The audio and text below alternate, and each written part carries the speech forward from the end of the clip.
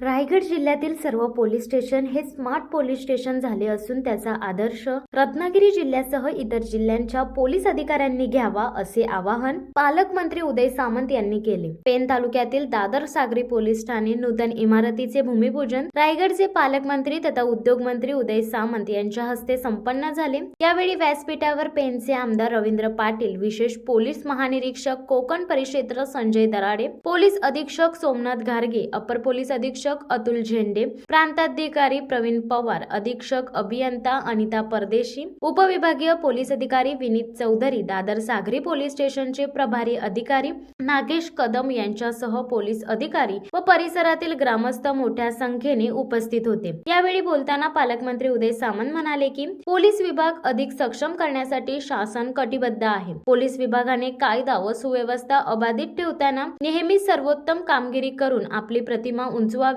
सागरी सुरक्षा ही अतिशय महत्त्वाची असून त्यासाठी आवश्यक त्या सर्व सुविधा उपलब्ध करून देण्यात येत आहेत। तसेच रायगड जिल्ह्यातील सर्व पोलीस स्टेशन हे स्मार्ट पोलीस स्टेशन झाले असून त्याचा आदर्श रत्नागिरी जिल्ह्यासह इतर जिल्ह्यांनी घ्यावा असेही पालकमंत्री सामंत यांनी यावेळी सांगितले। रायगड जिल्ह्यातील प्रकल्पासाठी भूसंपादन करताना स्थानिक शेतकऱ्यांवर अन्याय होणार नाही याची दक्षता घेण्यात येईल असेही शेवटी उदय सामंत यांनी सांगितले। तर विशेष पोलीस महानिरीक्षक संजय दराडे यांनी मार्गदर्शन करताना सांगितले की रायगड जिल्ह्यातील सर्व पोलीस स्टेशन इमारतीसाठी तसेच अत्यावश्यक साधन सामुग्रीसाठी निधी उपलब्ध होत असल्याचे सांगून सागरी सुरक्षेसाठी रायगड पोलीस दल कटिबद्ध आहे असेही सांगितले। मुंबई गोवा महामार्गावर अपघातग्रस्तांचे देवदूत म्हणून कार्य करत असलेले कल्पेश शरद ठाकूर, गोरविले महिला police Patil Vrushali Sanjay Thakur, Bhakarwad police Patil Sanjay Vishnu Patil, Pimpalgaon police Patil Anil Kanekar, गडबगावचे रोशन पाटील यांचाही विशेष सन्मान पालकमंत्री उदय सामंत व मान्यवरांच्या हस्ते करण्यात आला।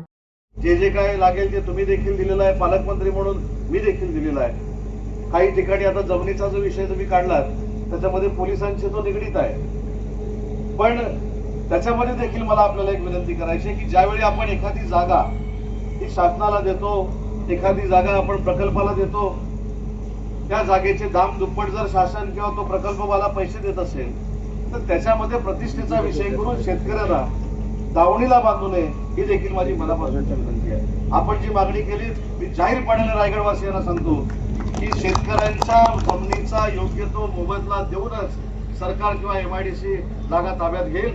शेतकऱ्यांचं नुकसान करून कधी जागा आम्ही ताब्यात घेणार नाही। परंतु या रायगडमध्ये काही लोकांची पद्धत अशी झालेली आहे की प्रकल्प आला किंवा एखादी यंत्रणा जर उभा करायची असेल तर या सगळ्या गोरगरीब लोकांना कुठेतरी गैरसमजात पुढे आणायचं आणि त्याच्यानंतर त्याचा फायदा या ग्रामस्थांना करून देण्यापेक्षा स्वतःला करून घ्यायचा ही जी प्रवृत्ती आहे ती देखील पोलिसांमार्फतच मोडली पाहिजे आणि ती जबाबदारी IG साहेब तुमची देखील आहे, SP साहेब तुमची देखील आहे। पण तुम्ही सांगितलेला मुद्दा तंतोतंत बरोबर आहे। जर प्रकल्प आणायचा असेल, जर रस्ता करायचा असेल आणि शेतकऱ्याची जमीन घ्यायची असेल तर त्याला योग्य तो भाव मिळाला पाहिजे। या तुमच्या मागणीबरोबर जसं आमदार म्हणून तुम्ही आहात तसं पालकमंत्री म्हणून मी देखील तुमच्या सोबत आहे आणि मी उद्योग खात्याचा मंत्री असल्यामुळं उद्योगासाठी ज्या जागा लागतात त्या माझ्याशी संबंधित आहेत आणि म्हणून उद्योग मंत्री म्हणून देखील सांगतो की कोणाचीही जमीन जबरदस्तीने घेतली जाणार नाही। त्यांना चांगला भाव देऊनच ती जमीन घेतली जाईल जेणेकरून त्यांच्या पुढच्या आयुष्यासाठी त्या पैशाचा त्यांना चांगल्या पद्धतीनं उपयोग करता येईल। हा देखील शब्द राज्याचा उद्योग मंत्री म्हणून आणि विशेषतः रायगड जिल्ह्याचा पालकमंत्री म्हणून मी आपल्याला देतो। आज या चांगल्या वास्तूचं भूमिपूजन झालं असं जाहीर करतो आणि आजच रत्नागिरीवरनं येताना माझ्या पोलीस अधीक्षकांना मी सांगितलेलं आहे की ज्या पद्धतीनं रायगडची सगळी police station smart police station झाली तशी माझ्या जिल्ह्यामधली देखील झाली पाहिजेत। याचा अर्थ तुमच्या चांगल्या कामाचं प्रतिबिंब बाकीच्या जिल्ह्यांमध्ये असावं ही देखील सरकारची भूमिका आहे। शिवसत्ता टाइम्स साठी देवा पेरवी, पेन। दे धडक बेधडक वृत्त देणाऱ्या आपल्या शिवसत्ता टाइम्स न्यूज चॅनलला लाल बटन दाबून सबस्क्राईब करा आणि बेल आयकॉनला क्लिक करायला विसरू नका।